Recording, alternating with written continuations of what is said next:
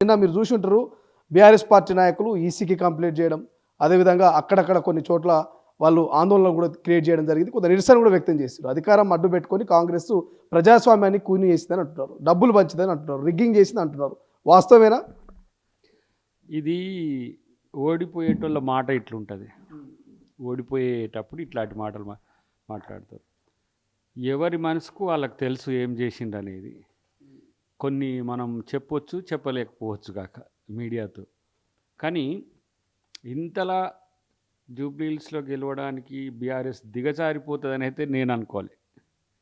వాళ్ళు చేయని అకృత్యం లేదు. దాన్ని కాంగ్రెస్ మీదకి ఆపాదించి, వాళ్ళు చేసిన పనులన్నీ కాంగ్రెస్ మీదకి ఆపాదించడం ఒకటి. సరే, కొన్ని విషయాల్లో అందరూ చేసేవే.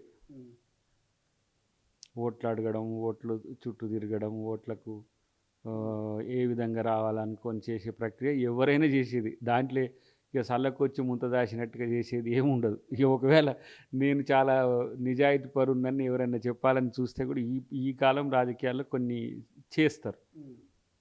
కానీ రిగ్గింగ్ చేసుకుంటుంది కాంగ్రెస్ పార్టీ, లేకపోతే బెదిరిస్తున్నారు, దబాయిస్తున్నారు అని చెప్పే ప్రయత్నం చేస్తే చేసింది ఎవరో వాళ్ళ ఆత్మకు తెలుసు. ఇప్పుడు 6 గంటల తర్వాత ఎందుకు పొలిటికల్ డ్రామా నడిచింది. మళ్ళీ రేపు ఏదైనా గెలిస్తే ఆగో ఆ రోజు వాళ్ళు లోపల 5 గంటల లోపల 6 గంటల లోపల పోయిన వాళ్ళను తోని రిగ్గింగ్ చేయించిందని చెప్పుకొని ప్రచారం చేసుకోవడానికి ఉపయోగపడేది తప్పితే మొదటి నుంచి అఫెన్స్గా ఉన్నాం. నేనైతే నాకున్న అంచనా, నేను మీతో కూడా 2-3 సార్లు మనం పర్సనల్గా మాట్లాడినప్పుడు ఏం చెప్పినా అసలు దాంట్లో డౌట్ ఉండదు. సమస్య ఏంటంటే వీళ్ళు క్రియేట్ చేసే అసత్య ప్రచారాలు, తర్వాత ఏమంటాం ఇంకా చెప్పాలంటే దుర్మార్గపూరితమైన ప్రచారాలు. ఏది రౌడీ అని, లేకపోతే నవీన్ మీద చేసిన నెగిటివ్ ప్రాపగండా కావచ్చు. సరే, అఫ్కోర్స్ చిన్న శ్రీశైలం యాదవ్ గారి మీద చేసిన దాన్ని ఇటు ఆపాదించి ఇద్దరు అదే రకం అని చెప్పడం. రెండోది ముఖ్యమైనది ఏంటంటే వీళ్ళే మొదటి నుంచి డబ్బులు పంచుకుంటూ కాంగ్రెస్ పార్టీ డబ్బుల మీద ఆధారపడింది. 5,000 అయినా తీసుకోండి. తర్వాత స్లిప్ పంచేటప్పుడు బొమ్మ ఫోటో వేసి ముందేమన్నారు, నవీన్ యాదవ్ ఎవరు పంచడానికి అని చెప్పేసి కేసు పెట్టింది ఈసీ మీద. మరి మేము ఈసీ కంప్లైంట్ చేసినాం, నేను వెంకటే. మరి అట్టాటప్పుడు ఎందుకు ఈసీ చర్యలు తీసుకోలేదు? ఈసీ ఎవరి కంట్రోల్లో ఉంటుంది? Election commission of India, Sudarshan Reddy గారు కంప్లీట్గా derived from central election commission.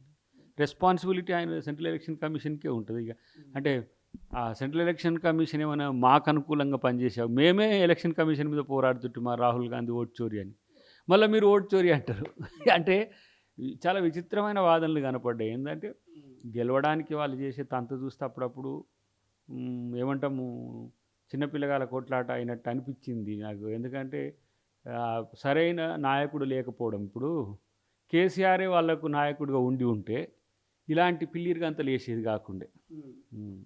అది హరీష్ చేసినా, కేటీఆర్ చేసినా, ఇంకెవరు చేసినా వాళ్ళకు ఎలక్షన్ చేయడం అనేది నిండైన ఎలక్షన్ చేసినట్టుగానైతే నాకు కనిపించాలి. ప్రచారంలో కూడా తడబాటు అంశాల పట్ల వాళ్ళు ఏది ప్రభుత్వాన్ని నిలదీయాలనో అది పక్కన పెట్టేసి అనవసరమైన అంశాలకు పోవడం వల్ల కూడా ప్రజలు వాళ్ళని పట్టించుకోలేదు. న్యాచురల్గానే 3 సంవత్సరాల అధికారంలో ఉంటుంది పార్టీ అన్న వాళ్ళకు అనుకూలత ఉంటుంది. వీళ్ళు బాకీ కాడి నుంచి మొదలు పెడితే అన్నీ చేసినవన్నీ కూడా అసలు ఆ టాక్టిక్స్లోనే వాళ్ళు ఫెయిల్ అయ్యిందని నేను అనుకుంటున్నాను. ఎందుకంటే అది 14వ తారీఖు తర్వాత నేను చెప్తా ఎందుకు ఏమేమి జరిగింది. అసలైన తొలి వెలుగు. ఫాలో వాట్సాప్ @తొలి వెలుగు official.